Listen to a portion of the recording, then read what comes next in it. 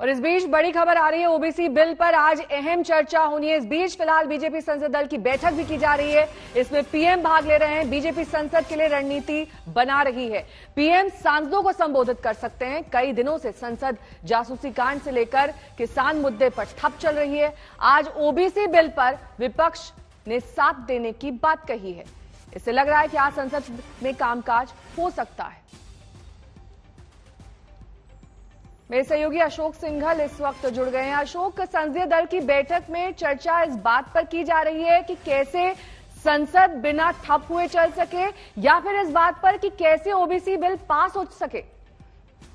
OBC bill की जहां तक बात है, कल विपक्षी पार्टियों ने समर्थन किया है इसका। उन्होंने कहा कि हम इस बिल के साथ हैं और इस पूरे मुद्दे पर हम राजनीति अलग मुद्दों को लेके है, पार्टी की पॉलिटिक्स अलग है, लेकिन ओबीसी का संशोधन बिल का जहां तक बात है वो आम आदमी के ओबीसी से जुड़ा हुआ मुद्दा है। इससे इस बिल को पास कराने में कोई दिक्कत नहीं होगी। हालांकि आज क्योंकि आखिरी बैठक है पार्लियामेंट्री पार्टी की, इस सत्र की 13 तारीख को खत्म हो जाना है, मंगलवार को ये बैठक होती है, तो प्रधानमंत्री सांसदों को एड्रेस कर सकते हैं इस बैठक के अंदर। और हर बार लगभग प्राइम मिनिस्टर एड्रेस करते हैं और सांसदों को हमेशा ये कहते हैं कि वैक्सीनेशन को लेकर के आप लोगों के बीच जाइए, उनको और जागरूक कीजिए।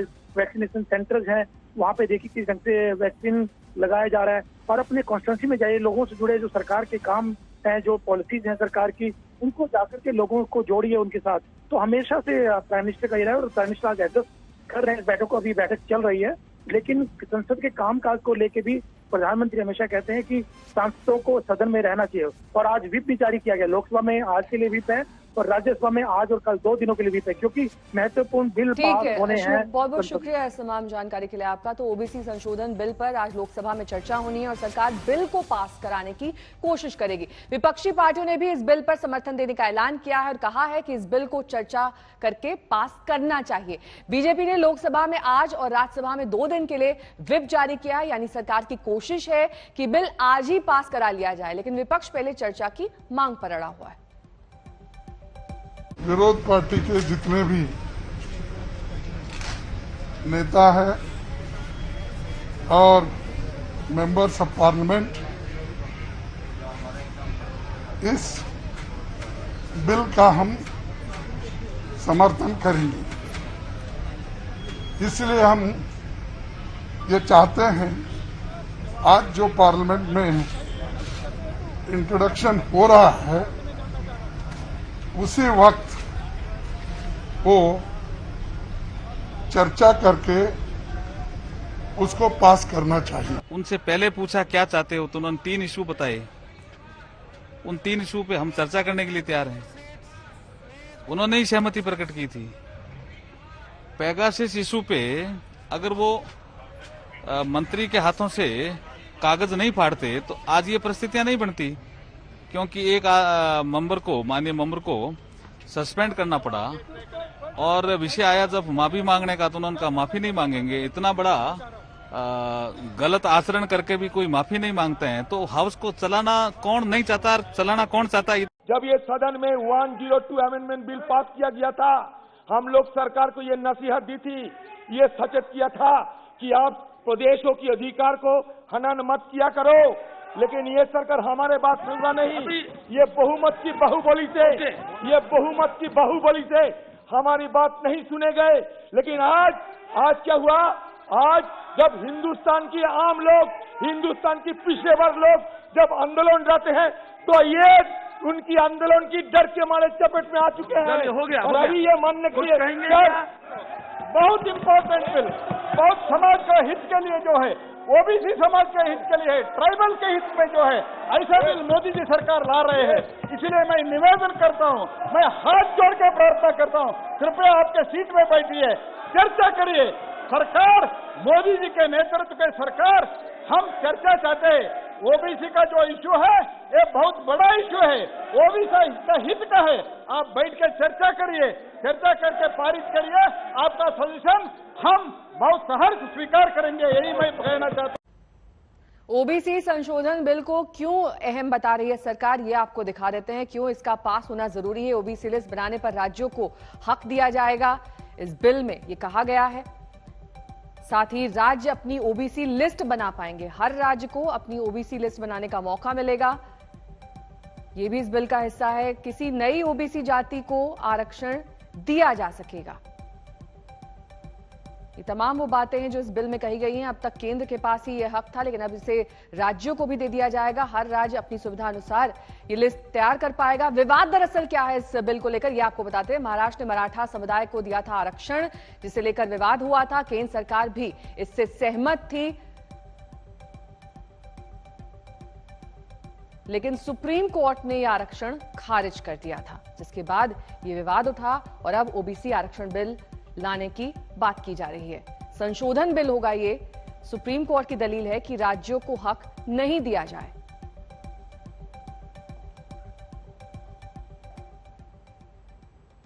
भारत छोड़ो आंदोलन की सालगिरह के उपलक्ष्य में रविवार को आयोजित भारत जोड़ो कार्यक्रम के दौरान नफरती नारे के मामले में दिल्ली पुलिस एक्शन में आ चुकी है।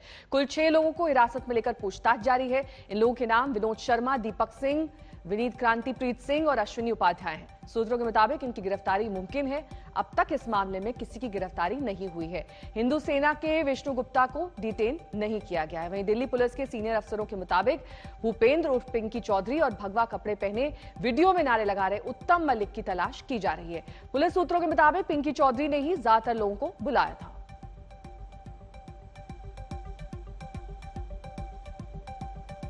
जंतर मंतर पर जो 5 कानून मांगने के लिए हम लोगों ने जो आंदोलन किया था, उसमें बहुत भारी भीड़ उमड़ी थी। हम लोगों के बुलाने से वहां सभी नौजवान आए थे। जितने भी लोग आए थे वो हम लोगों के माध्यम से आए थे।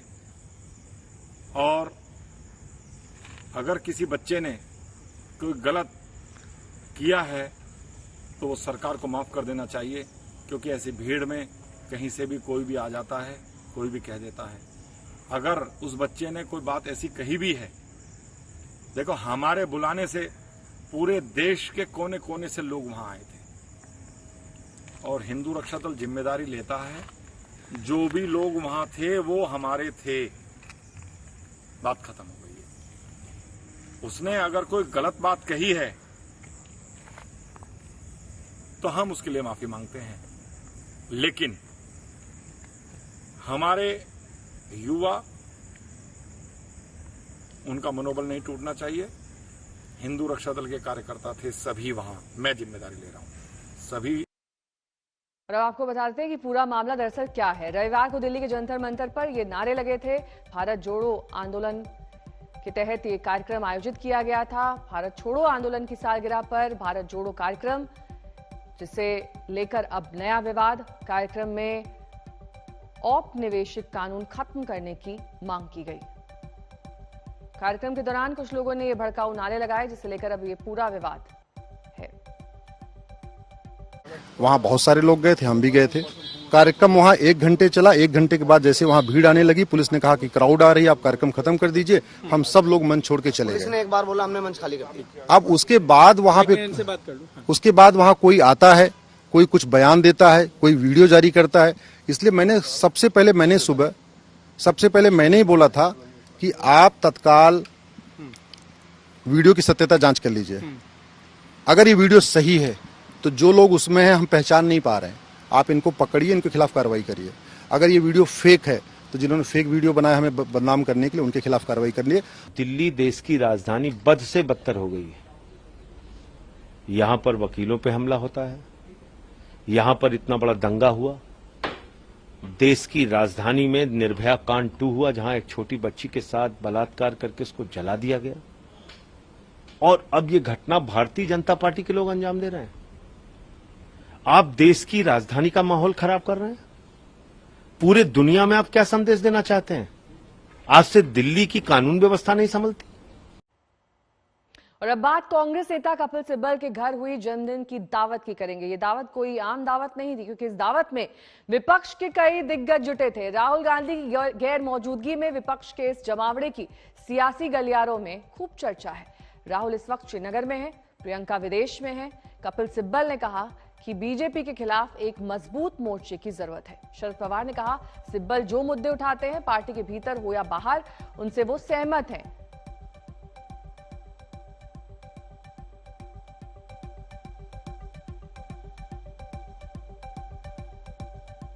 लोकसभा में एक महत्वपूर्ण बिल मोदी सरकार ने पेश किया। यह बिल ओबीसी आरक्षण से जुड़ा हुआ है, राज्यों की संवैधानिक शक्ति से जुड़ा हुआ है, ओबीसी लिस्ट में आने वाली जातियों से जुड़ा हुआ है। देखिए मोदी सरकार ने ओबीसी आरक्षण को लेकर क्या बड़ा फैसला किया है।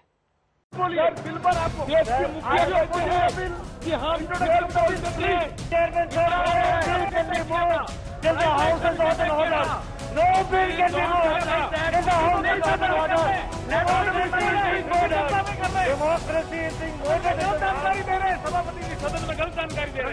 मॉनसून सत्र में आज ओबीसी आरक्षण को लेकर मोदी सरकार ने लोकसभा में अहम बिल पेश किया। बिल 127वें संविधान संशोधन का है। सबसे पहले आप इस बिल की बड़ी बात समझिए। बड़ी बात नंबर 1, राज्यों को ओबीसी लिस्ट बनाने का अधिकार मिलेगा। बड़ी बात नंबर 2, राज्य जातियों को ओबीसी लिस्ट में शामिल कर सकेंगे। बड़ी बात नंबर 3, ओबीसी आरक्षण के बिल को पक्ष और विपक्ष दोनों का समर्थन। बड़ी बात नंबर 4, कई जातियों के ओबीसी में शामिल होने का रास्ता खुलेगा। हंगामे के बीच संसद में बिल को लेकर बीजेपी और कांग्रेस के बीच क्या तर्क और तथ्य रखे गए, कैसे ओबीसी आरक्षण को लेकर दावे किए गए, आपको सुनना चाहिए।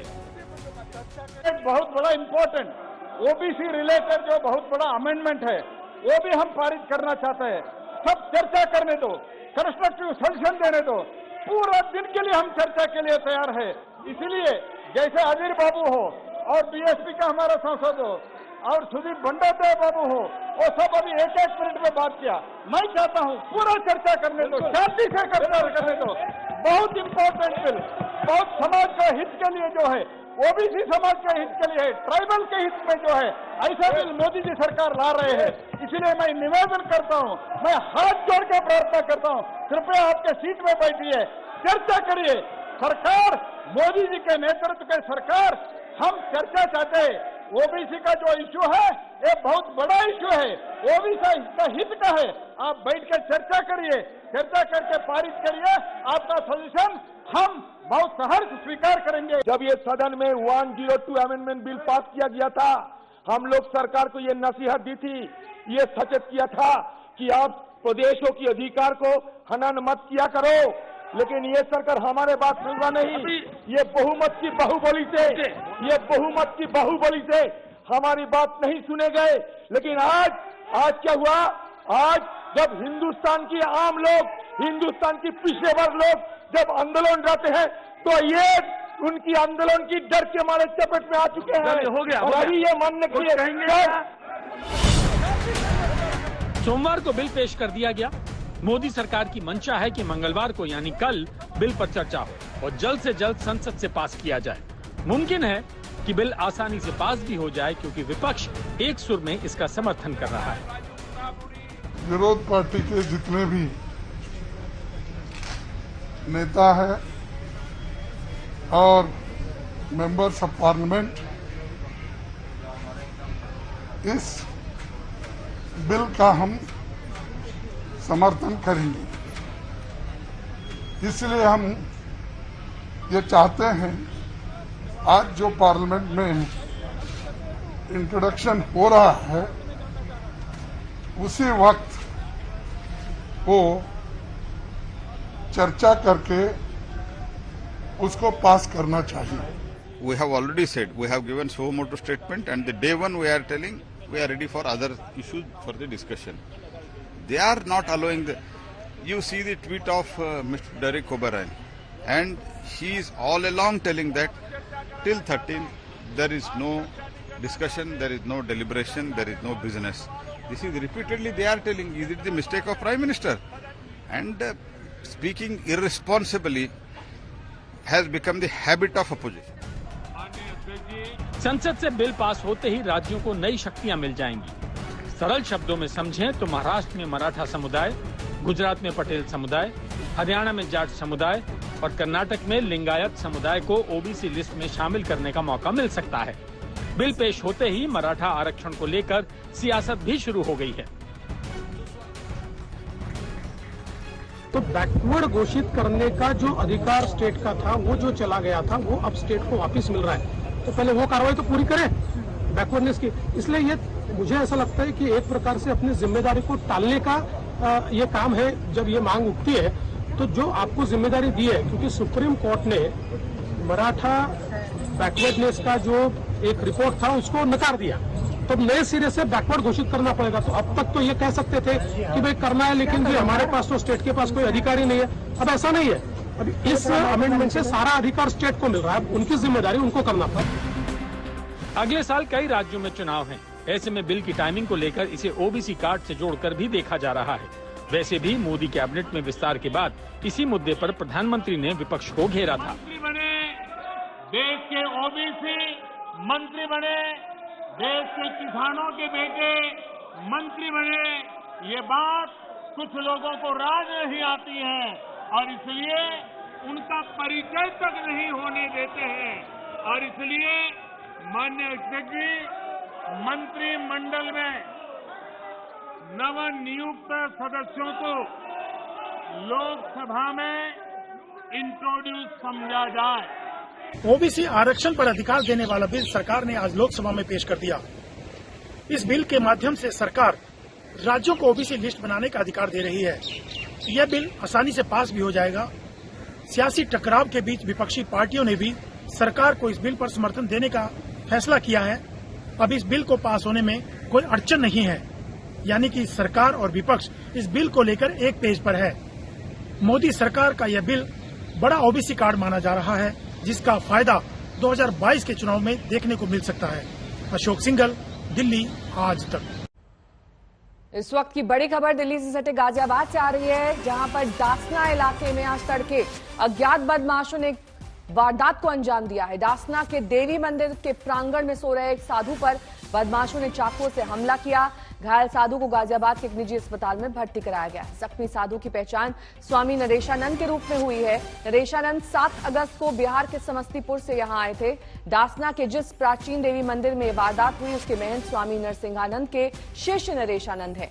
स्वामी नरसिंहानंद एक समुदाय विशेष को लेकर अपने तीखे बयानों के चलते कई बार सुर्खियों में रहे हैं। यही वजह है कि मंदिर की सुरक्षा में हमेशा पुलिस भी तैनात रहती है।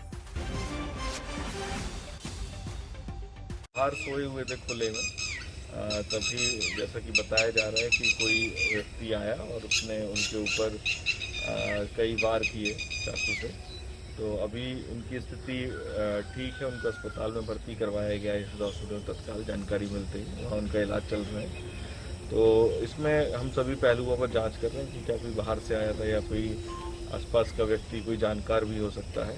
तो सभी पहलुओं पर जांच की जा रही है। इलेक्ट्रॉनिक सर्वेलेंस का भी इस्तेमाल किया जा रहा है। कैमरा CCTV फुटेज भी देखी जा रही है। बहुत ही जल्द जो भी दोषी होगा उसके विरुद्ध कार्रवाई की जाएगी। सीधे आपको लिए चलेंगे। नीरज चोपड़ा गोल्ड मेडल विजेता इस वक्त प्रेस कॉन्फ्रेंस कर रहे हैं। And we hope in the future he will continue to do well and will start focusing on his training at the earliest. I am not saying he will start immediately, but he should start at the earliest, because now the Olympic is only 3 years away and next year is the World Championship and we want him to continue. He is very young. इसके अलावा मेरे साथ right hand side पे एक बिल्कुल नया चेहरा जिसने न्यू नेशनल रिकॉर्ड किया था पटियाला में, she is sitting, Kamalpreet Kaur. She finish 6th और 6th पोजीशन आज भले छोटी लग रही हो जब नीरज चोपड़ा जी ने गोल्ड जीत दिया, नहीं तो मिल्खा सिंह जी भी 4th थे। अंजू की शायद अब 4th हो गई है पोजीशन, और 4th और 5th अभी 5th है पोजीशन ओलंपिक्स में। उषा की भी 4th पोजीशन थी। कमलप्रीत ने भी एक अच्छा डिस्टेंस फेंककर पहले इंटरनेशनल कंपटीशन में she got the 6th position. She was unlucky to win the medal. She had the potential that time because she was doing more than 65 metre, but due to the pandemic, she could not participate in any international competition. We appreciate her performance and we are sure with the continuous efforts and the endeavor of the Athletic Federation of India, she will definitely win a medal in the World Championship to be held in USA next year and the other competitions because next year is going to be more busy. She will definitely win a medal there. और इस बीच बड़ी खबर आपको बता दें, जंतर मंतर पर हुए भड़काऊ नारेबाजी मामले में 6 की गिरफ्तारी हो गई है। इसमें पुलिस लगातार वीडियो फुटेज की तफ्तीश कर रही थी, लोगों को पहचानने की कि कौन कौन वो लोग थे जिन्होंने भड़काऊ बयान दिए थे। 6 को गिरफ्तार कर लिया गया है। जंतर मंतर के इस भड़काऊ बयान मामले में लगातार पुलिस की भूमिका पर भी सवाल उठ रहे थे। अब इस पूरे मामले में 6 की गिरफ्तारी हो चुकी है। बीजेपी नेता अश्विनी उपाध्याय को भी गिरफ्तार किया गया है। उनकी भी भूमिका सामने आ रही थी। अश्विनी उपाध्याय समेत 6 लोगों की गिरफ्तारी हुई है। दीपक सिंह और दीपक को भी गिरफ्तार किया गया है। इनसे कल पूछताछ की गई थी। भड़काऊ बयानबाजी मामले में अब 6 गिरफ्तारियां कुल।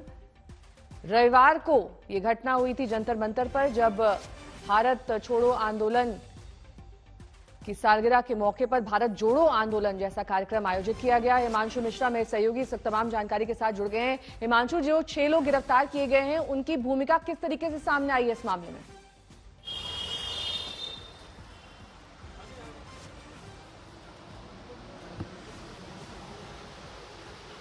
हिमांशु, आपको मेरी आवाज मिल रही है? देखिए, दिल्ली पुलिस सबसे पहले जब डिटेन की थी, उसी के बाद लगातार पूछताछ किया जा रहा था और ये समझने की कोशिश किया जा रहा था कि किसने सबसे पहले मीटिंग कहां पर। जी नेहा, मुझे आपकी आवाज आ रही है? नेहा, जब पुलिस ने इस मामले में 6 लोगों को डिटेन किया था, नेहा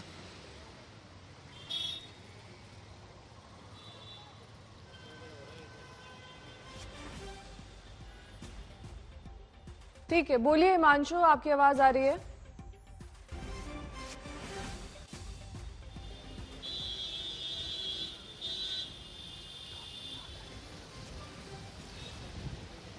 नेहा, पुलिस ने जब इन 6 लोगों को एक एक करके डिटेन किया था, तो जब यहां पर पहुंचे थे अश्विनी उपाध्याय, तो उनका ये कहना था थाने पे जब वो पहुंचे थे कि वो ऑर्गेनाइजर नहीं थे। सेव इंडिया फाउंडेशन के अंतर्गत ये पूरा कार्यक्रम किया गया था और उनके जाने के बाद ये नारे किसने लगाए, ये पुलिस पता करे और उनके खिलाफ कार्रवाई करे। लेकिन पुलिस ने इस मामले में पहले एफआईआर दर्ज कर ली थी और अब एक एक करके पुलिस ने 6 लोगों को गिरफ्तार किया है। उनसे अभी भी पूछताछ जारी है। पुलिस जो इनसे समझने की कोशिश कर रही है वो ये कि सबसे पहले मीटिंग कहां पर हुई थी, उसके बाद ऑर्गेनाइज कौन किया था, किसने सबको मैसेज भेजे थे और उसके बाद नारे जो लोग लगाए वो नारे किस जगह पर लगाए और किसके संरक्षण में ये नारे लगे। तो ये सारी चीजें हैं। पुलिस का कहना है कि ये तफ्तीश अभी जारी है, ये शुरुआती कार्रवाई है।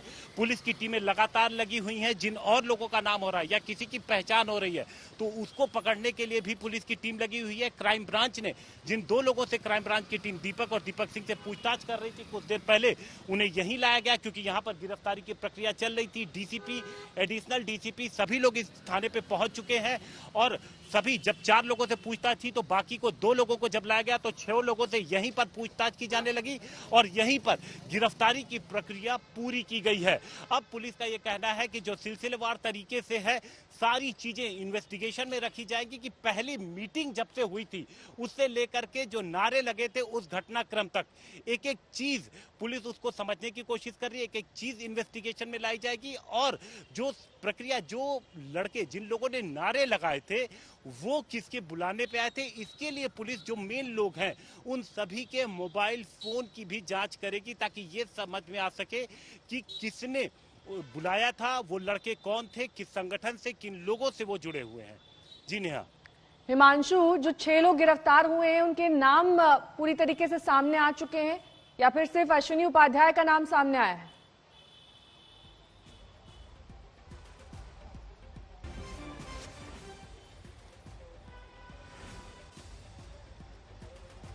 नहीं, इसके अलावा पुलिस ने दीपक सिंह, प्रीत इन सभी लोगों को गिरफ्तार किया है जिन 6 लोगों से पुलिस पूछताछ कर रही थी और इन सभी लोगों को पहले डिटेन किया गया था, पहले थाने बुलाया गया था, स्टेटमेंट दर्ज किए गए उनके, उसके बाद उनकी वेरीफाई किया गया कि वो लोग मौके पे मौजूद थे या नहीं थे, कहीं से ऑर्गेनाइजेशन कमेटी में जुड़े थे या नहीं थे, उन लोगों ने कोई सोशल मीडिया पे मैसेज वायरल किया था कि नहीं किया था। इन सारी चीजों को वेरीफाई किया गया। लगातार रात भर पुलिस की टीम इस मामले पे कार्रवाई करती चलती रही और उसके बाद पुलिस ने शुरुआती कार्रवाई करते हुए इन 6 लोगों को गिरफ्तार किया है, जिनसे अभी भी पूछताछ जारी है, जिसके लिए जो वरिष्ठ अधिकारी हैं, जिले के डीसीपी हैं, वो पहुंचे हुए हैं। और अब इन लोगों को पुलिस जो है ये समझने की कोशिश कर रही है कि जो नारे लगाए थे जिन लड़कों ने, उस वक्त उसकी लोकेशन क्या थी, एग्जैक्ट लोकेशन क्या थी, किसके मोबाइल में, किन किन मोबाइल में जो ये वीडियो वायरल हुए वो शूट हुआ था, तो वो कौन लोग हैं, उस मोबाइल की भी पुलिस को फॉरेंसिक जांच करानी है।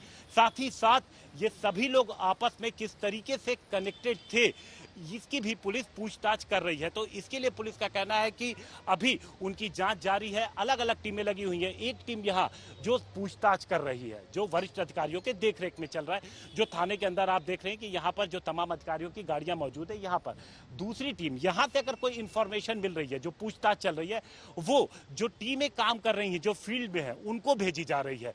वो अगर किसी की पहचान हो पा रही है तो उसको तलाशने की कोशिश कर रहे हैं, क्योंकि पुलिस ने हर उस लोगों की ग्रैब निकालने की कोशिश की है वीडियोस के अंदर से जिन्होंने नारे लगाए हैं, तो वो कौन लोग हैं। जब यहाँ पर अश्विनी उपाध्याय पहुंचे थे तो उन्होंने कहा था कि वो नहीं पहचानते। उन्होंने अपने लोगों से उनकी पहचान करने की भी कोशिश की, लेकिन पहचान नहीं हो सकी। ये रात 3 बजे की बात है। ठीक है, लौटूंगी मैं आपके पास। हिमांशु बने रहिए हमारे साथ, क्योंकि जंतर मंतर पर नफरती नारे के मामले में बीजेपी नेता अश्विनी उपाध्याय को भी पुलिस ने हिरासत में लेकर पूछताछ की थी और अब उन्हें गिरफ्तार भी कर लिया गया है। लेकिन उससे पहले जब वो थाने पहुंचे थे, आज तक संवाददाता पंकज जैन ने उनसे तमाम आरोपों पर बात की थी। सुनिए। वो जंतर मंतर पर जो भड़काऊ नारे लगाए गए, उस पूरे मामले में कार्यक्रम का आयोजन करने वाले अश्विनी उपाध्याय इस वक्त पहुंच गए हैं कनाट प्लेस पुलिस स्टेशन के ठीक बाहर। इससे पहले दिल्ली पुलिस ने बयान जारी कर कहा था कि जो अनजान लोग हैं उनके खिलाफ मामला दर्ज कर लिया गया है और इसमें जो सबसे अहम नाम है अश्विनी उपाध्याय, वो इस वक्त पुलिस दफ्तर रात के 3 बजे पहुंचे हैं। जो कहा जा रहा है कि आपने कार्यक्रम का आयोजन किया, वहां जिस तरह के नारे लगे वो बिल्कुल गलत थे। इसे लेकर सबसे पहले आपका क्या कहना है? लिखित बयान तो आपने जारी किया, अब पुलिस को क्या कहेंगे? पुलिस को हम ये बताने जा रहे हैं कि आयोजक सेव इंडिया फाउंडेशन है। मैं सेव इंडिया फाउंडेशन का कोई पद नहीं हूँ। वहाँ बहुत सारे लोग गए थे, हम भी गए थे। कार्यक्रम वहाँ 1 घंटे चला। 1 घंटे के बाद जैसे वहाँ भीड़ आने लगी, पुलिस ने कहा कि क्राउड आ रही है, आप कार्यक्रम खत्म कर दीजिए। हम सब लोग मंच छोड़ के चले गए। एक बार बोला हमने मंच खाली कर दिया। अब उसके बाद वहाँ कोई आता है, कोई कुछ बयान देता है, कोई वीडियो जारी करता है। इसलिए सबसे पहले मैंने ही बोला था कि आप तत्काल वीडियो की सत्यता जांच कर लीजिए। अगर ये वीडियो सही है तो जो लोग उसमें हैं हम पहचान नहीं पा रहे हैं, आप इनको पकड़िए, इनके खिलाफ कार्रवाई करिए। अगर ये वीडियो फेक है तो जिन्होंने फेक वीडियो बनाया हमें बदनाम करने के लिए, उनके खिलाफ कार्रवाई करिए। हमारा दोष केवल इतना है, हम एक जो भारत छोड़ो दिवस है, भारत छोड़ो की जो वर्षगांठ थी, भारत छोड़ो 8 अगस्त का उतना ही महत्व है जितना कि 15 अगस्त का महत्व है।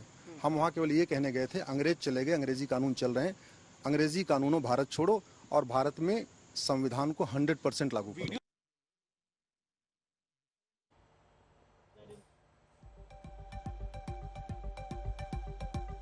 देखिए, यहाँ पर जो आरोपी हैं मुख्य तौर पर वो अपनी सफाई देते हुए आज तक संवाददाता से जब उन्होंने बात की, उन्होंने कहा कि वहां पर जैसे ही पुलिस ने उन्हें कहा वो हट गए। जंतर मंतर पर भड़काऊ नारेबाजी का ये मामला जिसमें अब 6 की गिरफ्तारी हो चुकी है। हिमांशु मेरे सहयोगी लगातार जुड़े हुए हैं। हिमांशु, अब जब गिरफ्तारी हो चुकी है, आगे की पूछताछ जारी रहेगी? क्योंकि तमाम तथ्य अब एक एक करके सामने आ रहे हैं, वीडियो फुटेज भी है, लेकिन पुलिस की भूमिका पर उनकी सफाई क्या है? क्योंकि ये कहा जा रहा है लगातार कि पुलिस वहां पर मौजूद थी, फिर भी इन लोगों को उस समय नहीं रोका गया।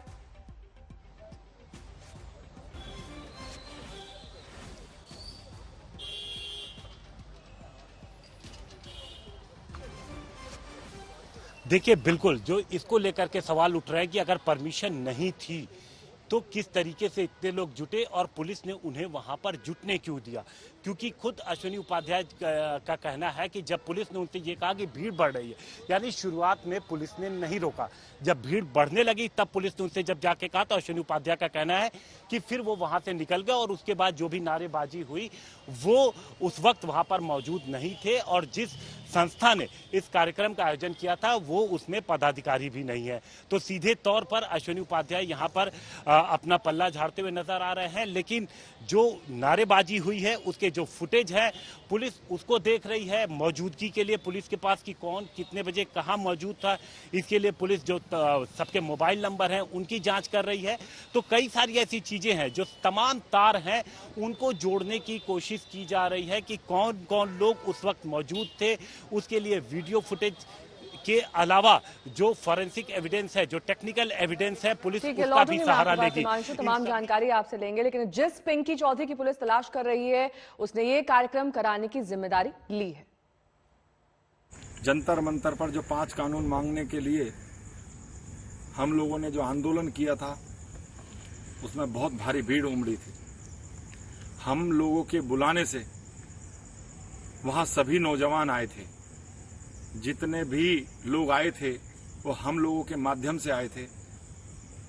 और अगर किसी बच्चे ने कोई गलत किया है तो वो सरकार को माफ कर देना चाहिए, क्योंकि ऐसी भीड़ में कहीं से भी कोई भी आ जाता है, कोई भी कह देता है।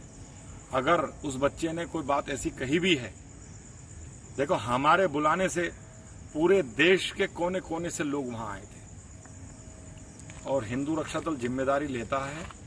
जो भी लोग वहां थे वो हमारे थे, बात खत्म हो गई है। उसने अगर कोई गलत बात कही है तो हम उसके लिए माफी मांगते हैं, लेकिन हमारे युवा उनका मनोबल नहीं टूटना चाहिए। हिंदू रक्षा दल के कार्यकर्ता थे सभी वहां, मैं जिम्मेदारी ले रहा हूं।